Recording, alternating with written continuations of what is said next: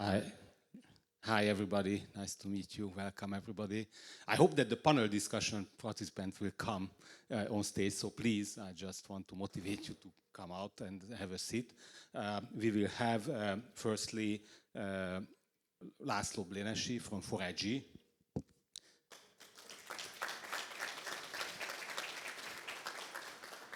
Izor Lev from Elbit. Please come. József Hajdú from CAE. And András Doran from D&D. And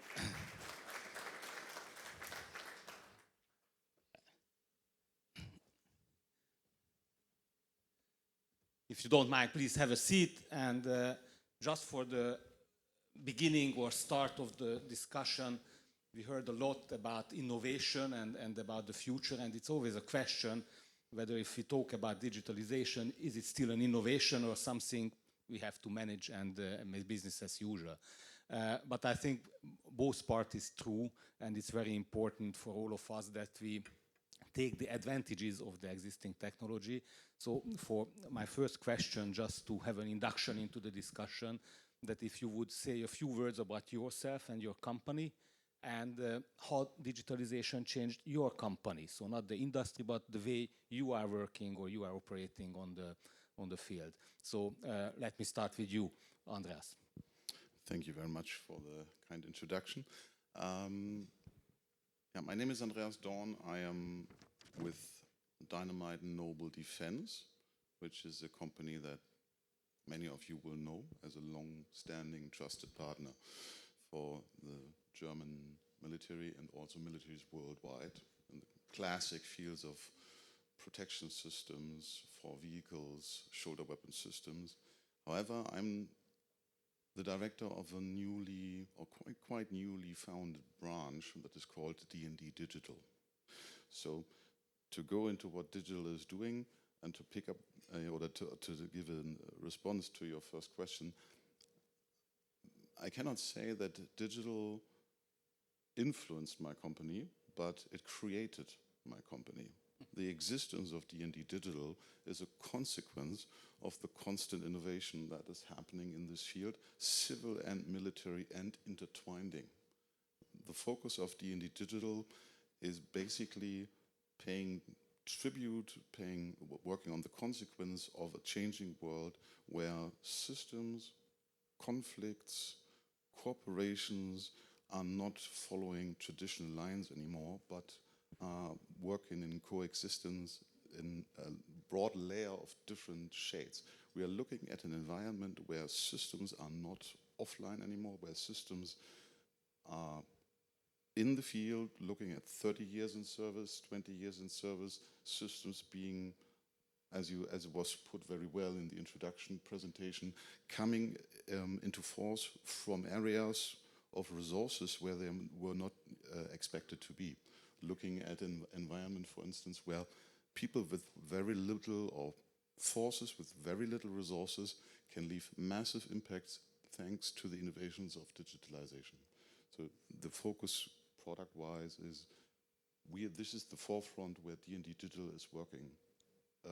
Intelligence, reconnaissance, interconnection, secure IT systems, and all that in the field of classic and new defense, I would like to call it. Excellent, thank you very much. What is about you, Izar? Okay. Good morning. My name is Izar Lev. Okay, can you hear me now? Great.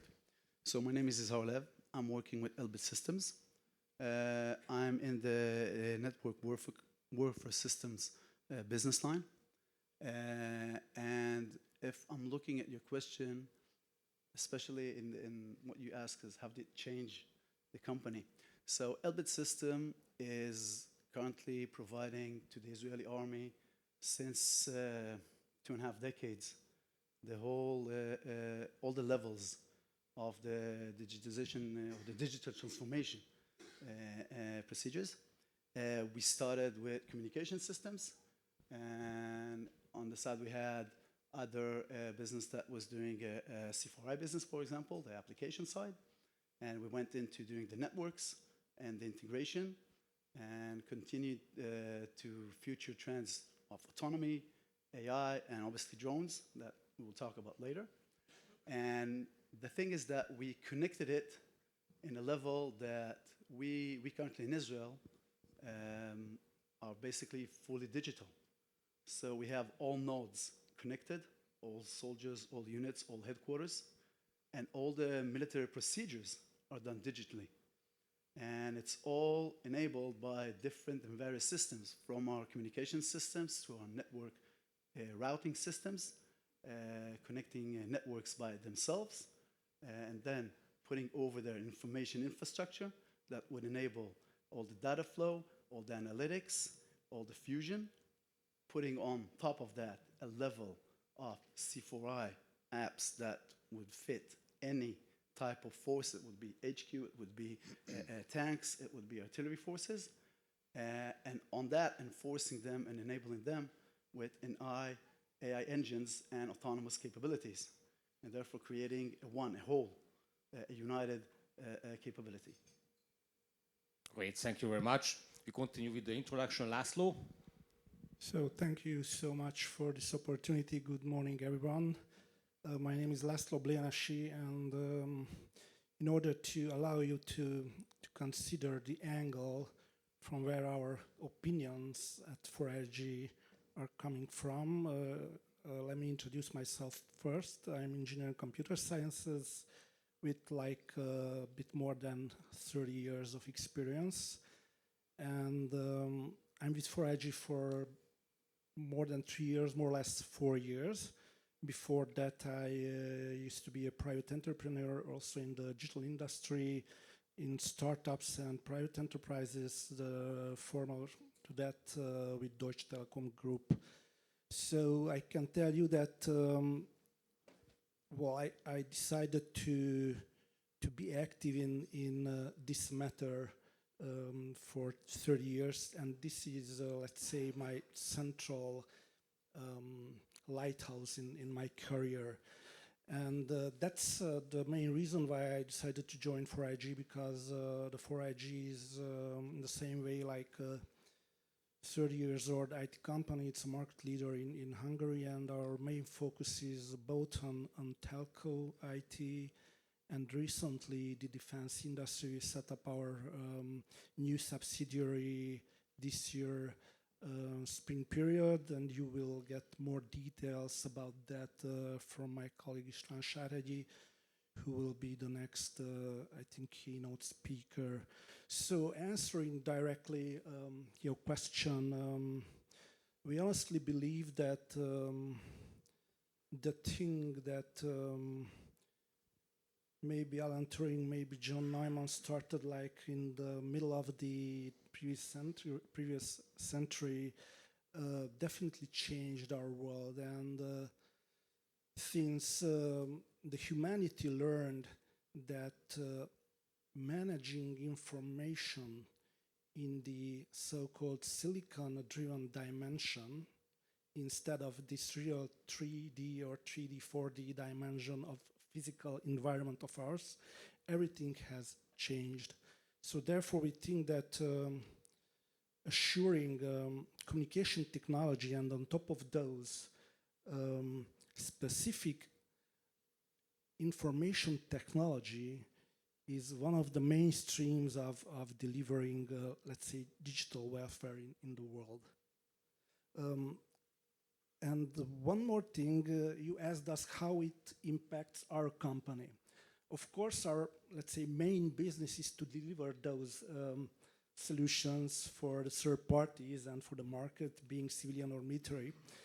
But we are in a very exciting journey. We managed in the last couple of years to acquire like 24 of different companies, both in telco, IT, and defense sector. And now we face a huge challenge so as to integrate those companies and to create a common digital backbone for those, to decouple or to detach those companies from the initial or former environment and to integrate it with ours. So this is one of the most important internal projects in terms of digitalization of our company. Thank you very much, Laci. And last but not least, József. Thank you. Good morning, everyone. It's a pleasure being here. My name is József Hajdu, and compared to Laci's professional career, mine must sound super boring because I spent the last 16 years at CAE, so not as colorful. 16 years in a company that's existing for over 75 years. We come from a time when it was a need to make air travel safer. That's where our origin comes from. We wanted to make it possible that pilots can learn how to act in emergencies without endangering their crew and without endangering their passengers. So digitalization in our field is a driver. It always triggers adoption. We cannot just rest, lay back and enjoy our current state, but we always have to implement new technologies. Just to mention a few, gaming technologies, Unreal Gaming Engine, how that's transforming training, or the availability of high-performance graphics card. We used to make and manufacture our own graphics cards in the 90s and the 2000s. And the way commercially it became available, other better performing cards, we shifted to commercially available technology. And that's how it's happening today. What I see nowadays is that the commercial market is driving the technology adoption of the military market. It used to be completely the other way around, but today it's not. So to summarize that, I would say that there's a constant need for our companies to adopt these technologies. Thank you very much, and I think it's a very good and strong thought for the next question, that what we see in defense industry, that technologies are rather legacy type of technologies, very, very slow deployment time, release is extremely lacking behind compared to what we see in the startup or fintech world or in other civilian technologies. But I think that most of the participants are not really interested what is today, but the question is, what are the technologies of tomorrow and how fast they will bring, how fast you can bring it to the market. So my question would be, what do you see technologies which emerged in the civilian space and will be relevant in the future, or are already relevant but probably not widely spread in the defense industry, and what are your expectations about these developments? And if you don't mind, I would start with Laci for IG this question, but all of you will have the chance to talk about your area and your technologies. Okay, thank you, Antti. I'll bring you a more like a telecommunication example in this regard, because there are plenty of things bridges the civilian society and the economy to the military, but one of the most important things nowadays, and I can see those tables here and lots of cell phones on top of the tables, and many of you are taking photos and using it, chatting it, communicating it, so it's an important driver nowadays is the so-called cellular network or radio access network based communication. You may know it as 4G, LTE, 5G, recently 5G. This technology is definitely, we can say that it's driven in, let's say, non-qualified periods by the general economical and social needs. But those can be combined with the powers and advantages of the virtual private networks often used in enterprise environments. And here we go to the 5G NPN, which stands for 5G mobile private networks, which we can define as a, let's say, geographically restricted and detached operable network for a dedicated set of users.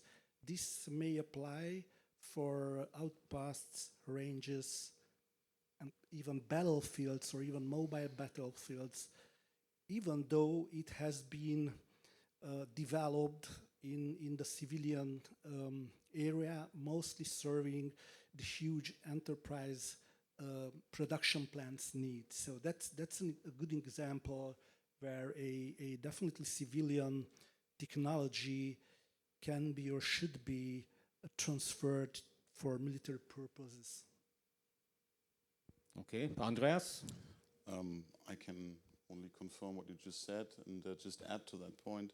I would like to, there are multiple ways to approach that question, but I think if we abstract the question, all the commercial, industrial technologies that operate in the domain of quantitative resources, CPU power, data processing, data transfer, encryption, all these disciplines that that represent the building blocks of a greater or a specific technology that come from the civil domain will, to 99%, influence the decisions on technologies in the defense.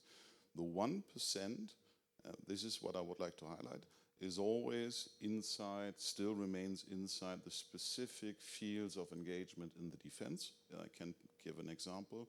If we look, for instance, at submarine technologies, if I have an environment in aerial systems, I have radar, I have communications, I have all sorts of bandwidth.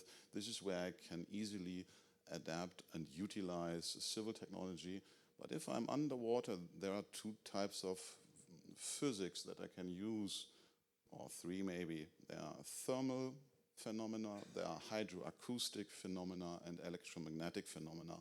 And these fields are so specific for their fields of application that the economy of scale of technological research as it is happening in the industry is not applied to that field outside, or limited applied outside of the defense.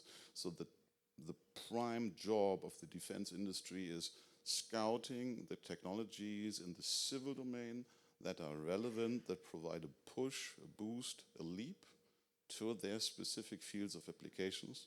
So, for instance, while certain sonar transducers will always be developed by specialized defense companies, the computing power behind these analog digital transducers will always come in the future from the civil industry, and therefore the changes to the civil industry, the economy of scale behind civil research will always be looking at it from the term of obsolescence, we are all running behind the obsolescence. The moment you release a system, the moment it is entered into service, it's outdated already, and we are driven and sort of haunted by that pace, because our systems are used for 30 years in service, and that means the design decisions for a product must always look at the utilization phase and the upgradability, upscalability, I would like to call it, what is necessary to have the systems meaningful and ready not just today and tomorrow, but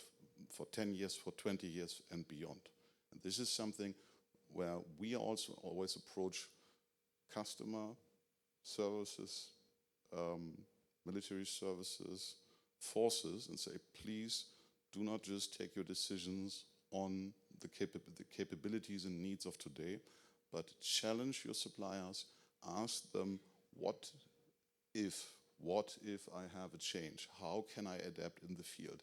The next conflict, and this is what we are learning from what is happening in Ukraine and in other places, what we are learning is the key element is we have to adapt, we have to be able to change systems in the field to react to a change of capabilities, engagement capabilities. And this is basically a design characteristic of a good product and a good solution that can change. It's a sort of a Darwinism, if you like. Same question for you, Joseph. How do you see in your place? So if we talk about what new technologies will be there in the future, I would say, and for me, the future is the next 5 to 6 years. There are technologies that are already existent, but they have not made their way yet to operational use in, for example, commercial aviation or military aviation. Like talking about XR, VR, MR technologies. They are perfectly enough to entertain our kids at home, but they are not just there yet to be making the same standards like the traditional visual displays made. But I'm sure that over the next couple of years, developments will make it possible. Even the standardizations of EASA, FAA will be adopting these technologies, and it will become possible to use these technologies during training of military and commercial pilots. Another example I wanted to make about like currently available technologies not being there yet or not being used or utilized to the extent they should be. I had a discussion a couple of months ago with the Deputy Minister of Strategical Industries in Ukraine at the Berlin Security Conference. And he was saying that their biggest challenge, one of their biggest challenges is to make people acquire skills rapidly so they can use technology that's available to them as soon as possible, because having the device does not equal capability. You need trained professionals who then together with the technology can deliver the impact on the battlefield you want to.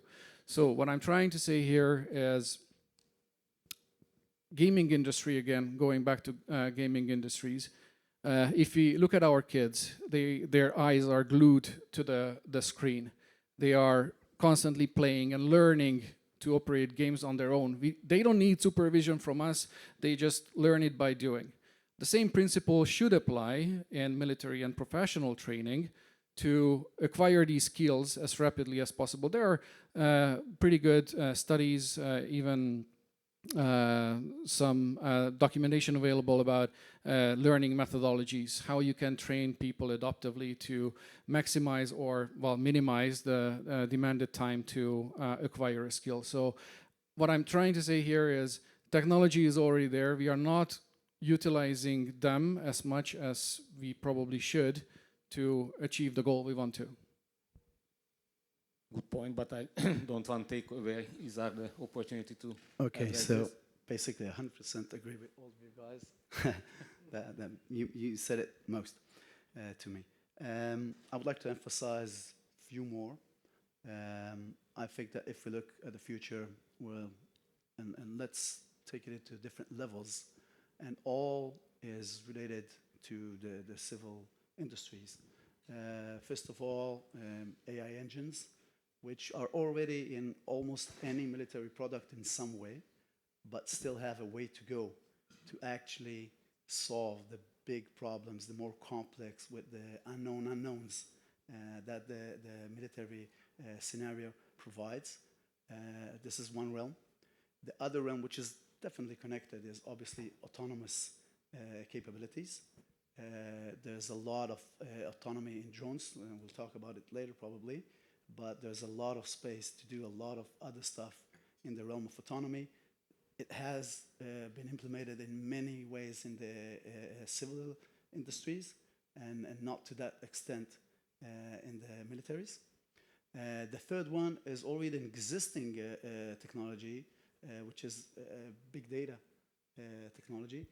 It exists, it works, it must be, again, improved to get to a better way in the military environment, which has its own limitation and needs.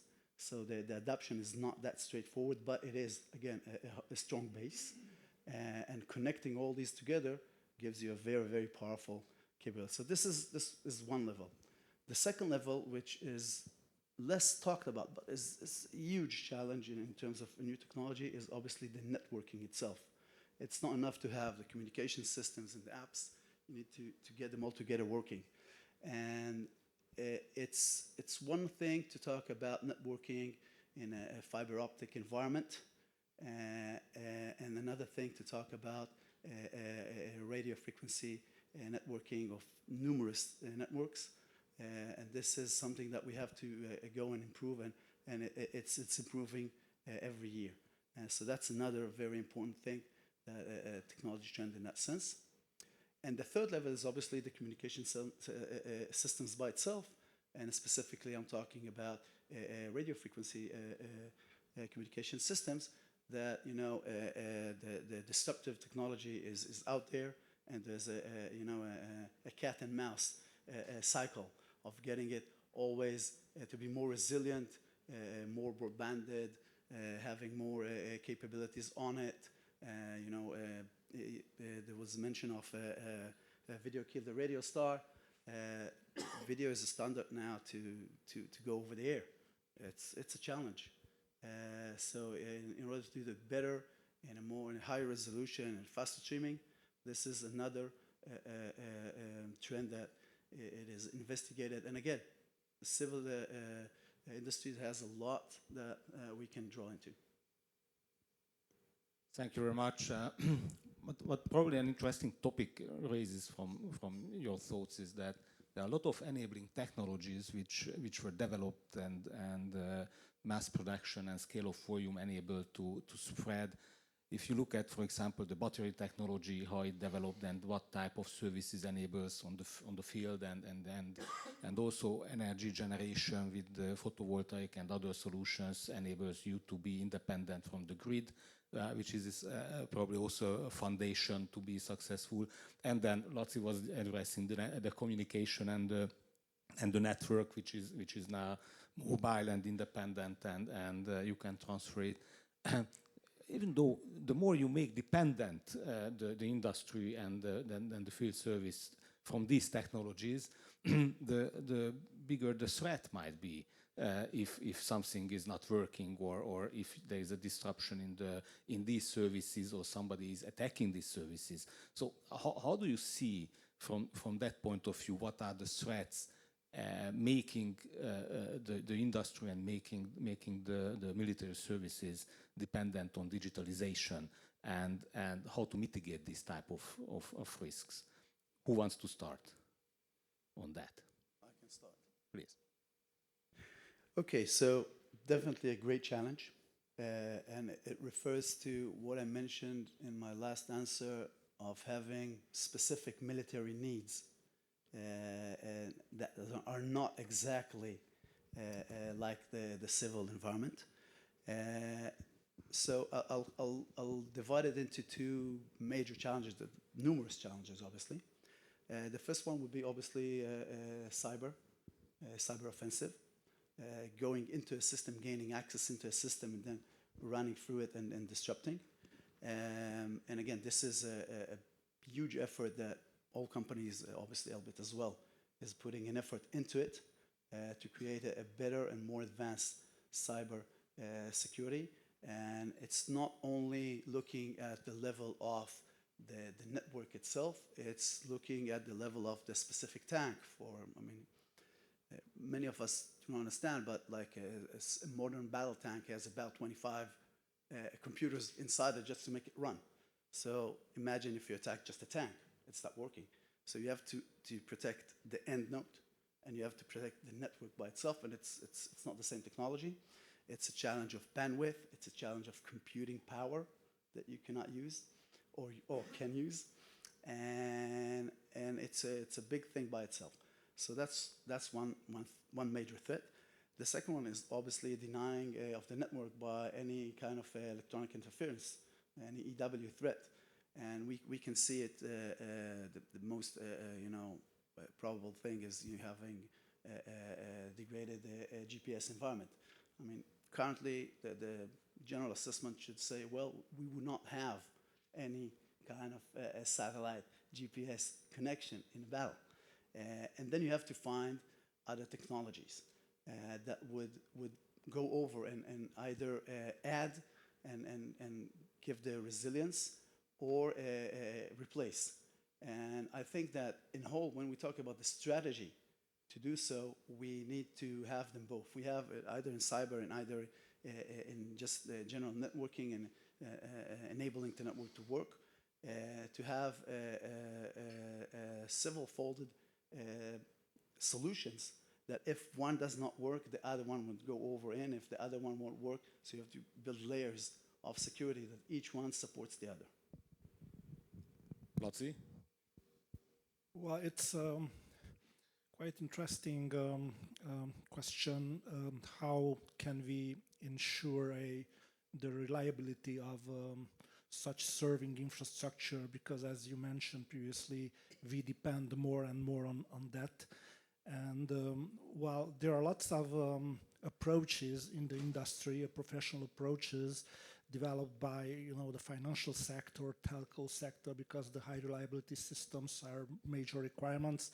We honestly believe that multiple technologies may apply in order to ensure this kind of high availability.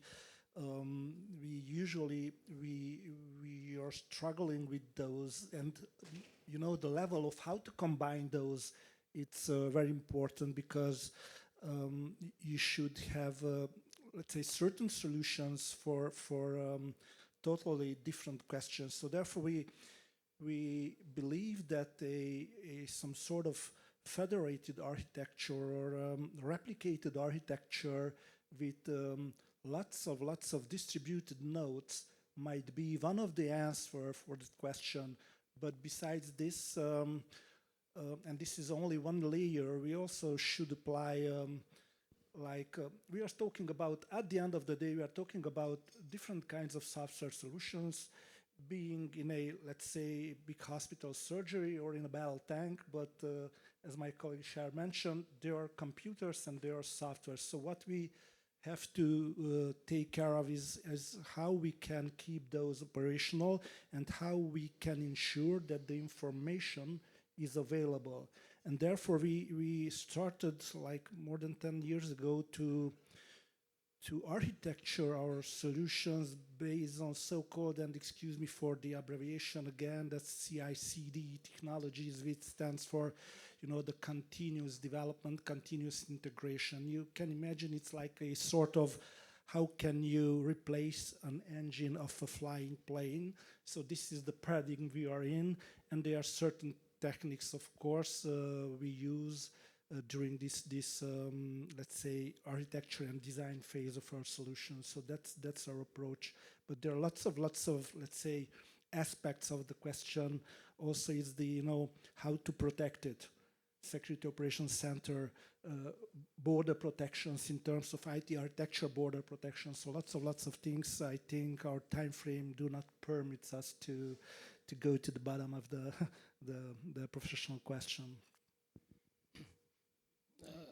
Andreas? Yes, very interesting question, because it has domains in the technology field, but it also has domains in the policy-making fields and the perception of systems and the reliance on how we rely on technologies nowadays. We could use 4 R's: reliability, robustness, resilience. That's the essence of what we have to look at when we make technological choices. Single points of failures must be avoided in any case. That means I have to run through, if I practically look at what I heard from my colleagues before, we have to run through critical thinking and bring that into technological choices. If I have a cornerstone of infrastructure like GPS, then I have to ask, what if I switch it off? I mean, I can give, just to make it less abstract, if nowadays, if I take a flight to Tel Aviv and take the car to Haifa, at the moment, if I open up my iPhone and look at that, you're laughing because you know it exactly. If I'm standing in Haifa and look at my Google Maps, it tells me I'm in Beirut. That's the... Yeah, exactly, and this is at the moment, for security reasons and a lot of other reasons, this is a good choice to have it this way, but it shows us how dependent we have become from certain technologies, and we have to make decisions very carefully on the robustness, on the redundancy, on the dependency that we expose ourselves. And monocultures, technological monocultures, are one of the key problems which we have to avoid. If we see that, for instance, more than 30% of routing systems worldwide are coming from a company called Cisco. Same applies on the software level. I mean, that's open source, Apache servers. I mean, yes, they are open source, they are highly secure and highly tested and contested. However, the question again, what if? And this is where we have to avoid monoculture and redundancy. So if I lose my GPS capability, if I lose my uplink satellite communications, an alternative, which we are actually working on currently, is direct link communication, but not in the old school for voice, but for broadband data. How fast am I, as a country or as a system or as a service, am I able to fight against a downtime of service by putting up an alternative solution so that my service activities, whatever nature they may be, can continue. So in this case, I can set up a direct line of sight communication system that is operating in the broadband domain. That means I have resource planning, military planning, also civil planning. What happens if in countries like in the Baltics, I require backup solutions for communication? This is then one way of it, if satellites break down, if GPS breaks down. But it is the question, and it's the question how much energy we put into that, analyzing that. So this is my take on the question beyond the pure technology elements. Thank you very much. And József, I would address probably the last question for the discussion here, and we can't go by AI topic basically. And what we see is, as in the opening remarks, there was that how fast ChatGPT deployed and is spreading. It's also a big concern that the more you teach your AI, the better it will be, but the more you keep it secret, the less opportunity you have to teach it. And also finally, if you look at, again, from the enabling technologies perspective, it's more and more easy to have AI in your pocket. If you look at the modern mobile phones, they have AI engines which are capable to operate independently from the big computing capacities, and all these technologies will certainly evolve further. How do you see AI in the industry, what it will bring and how it will change the way the processes and the cooperation among units, suppliers and military forces and the whole ecosystem? That's a very nice question. I will try to give you a concise answer, because AI will be part of every system. Even it's part of the systems today. We are trying to build in at least the lowest level of artificial intelligence to every system that we are building today. This will certainly evolve. And the sole purpose of this is to process the large amount of data that's currently being dumped on military operators, data analysts. So they have the challenge of processing the data coming from geoinformation systems, from telecommunication systems, social media, from private infrastructure systems. There's just so much data on so many different layers and levels that it's no longer humanly possible to digest this data and conclude to relevant information that will support the decision-making process of authorities or military commanders. And I will not touch on the policy-making part of it, because clearly there's a strong need to regulate AI, because without regulation this will be wrongly and falsely used. But coming back to the technological aspects, we are already currently working on several applications to support single infantry operators, military decision makers, that will allow to present the information coming from the various systems in a way that's easier to digest. So it's partly an AI challenge and partly a data visualization challenge, how to make that data digestible for human beings. Now, how industry is working together with respect to AI, I think that's another challenge. History has shown that we are competitors, sometimes partners, sometimes even friends. But in most of the challenges, we like to protect our data, our developments, and our innovation. So there's going to be this conflict of progression and protectionism. And this is something which we will have to break down in the future if we want to achieve a better future. Now it sounds very cheesy, but obviously that should be the goal, to collaborate better through standards that we define throughout our products and developments in the future. Thank you very much, Laci. Well, since AI is a quite popular topic nowadays, it's hard to, let's say, to speak about in a nutshell. And I'm personally affected since 30 years ago I decided to write my thesis on list processing language, which is one of the oldest, and it roots descends to John McCarthy of MIT.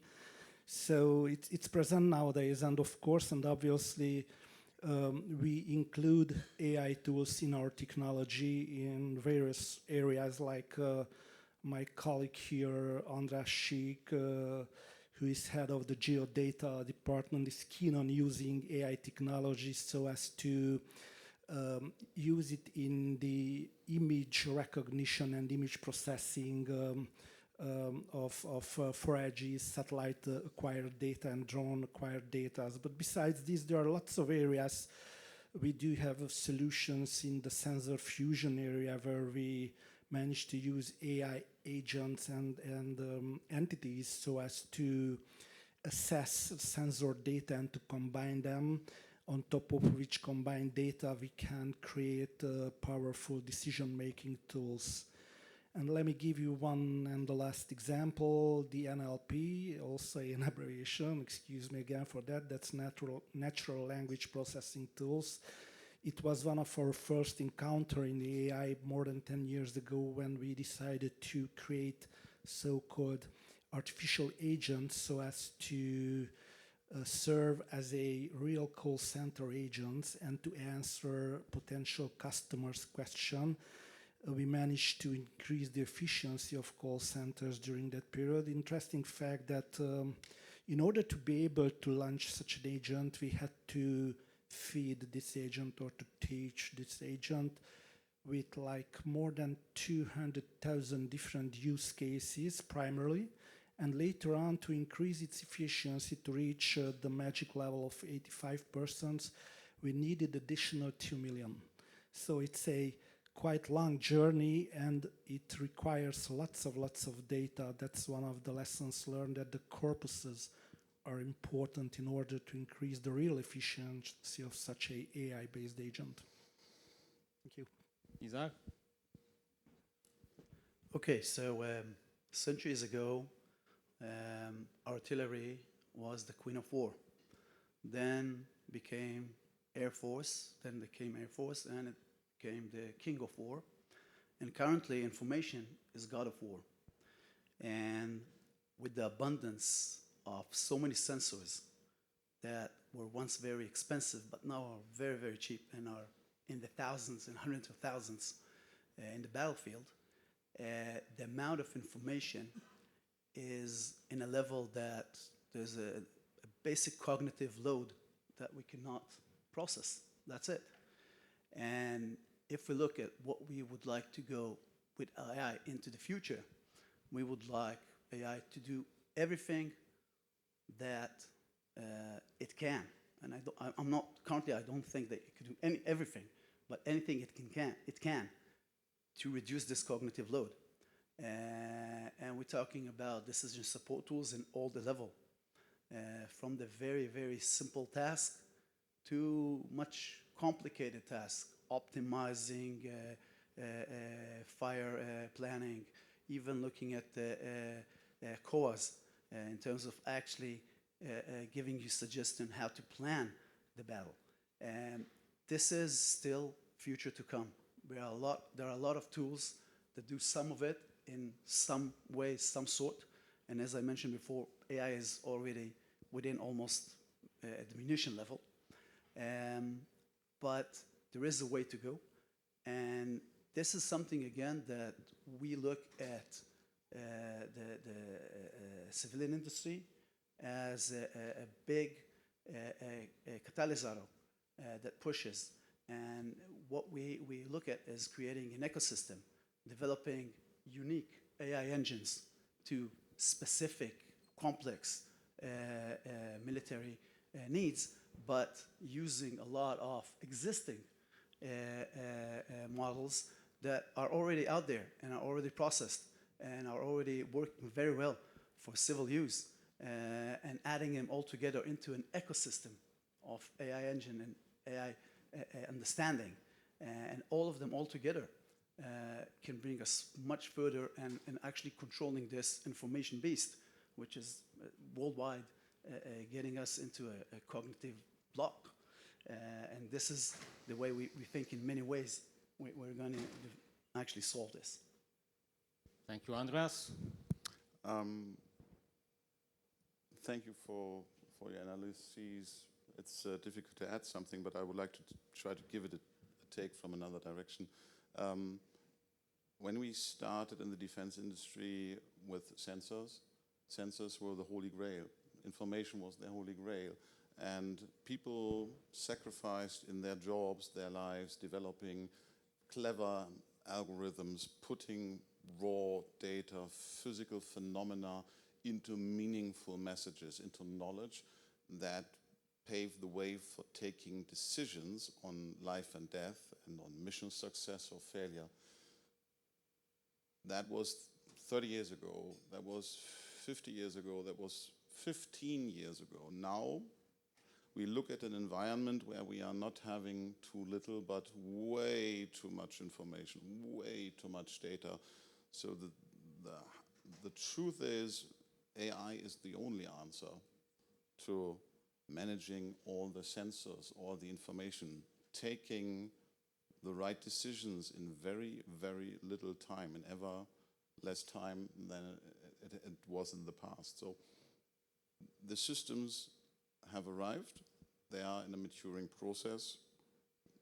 It is us that have to take regulatory decisions, how to put these logics, these intelligences, these agents to work, where and how not. However, history has shown one of the most innovation drivers in the history of mankind has always been times of conflict.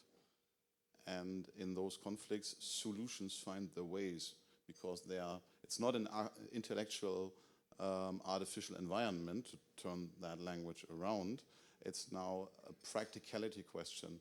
If your system is superior, if your AI systems is faster, taking more mature decisions faster, more effectively, more correct, then it is mission success. So it's a pretty binary scenario. The systems will enter every stage, every technology, every element of our defense in our lives.